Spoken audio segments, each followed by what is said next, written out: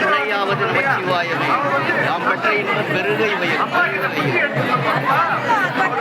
பரம்பொருள் அவர்கிட்ட சண்டப்படக்கூடாது அப்படி சொல்லி பாப்பா. சிறு பையன் நீ எனக்கு புத்தி சொல்லியா? என் மகனாருமே நானே வெட்டிட்டு வந்தேன். அப்பா நம்ம சேர்த்து வச்சுக்கலாம்ப்பா. ஏன்னா இவருமா வரம் கொடுத்தாரு.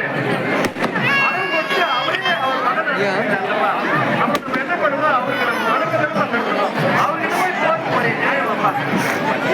தேவன்ற சிலை வச்சு நம்ம என்னமா பண்ணுறாங்க? என்ன பண்றோம்? அவங்களை விட்டு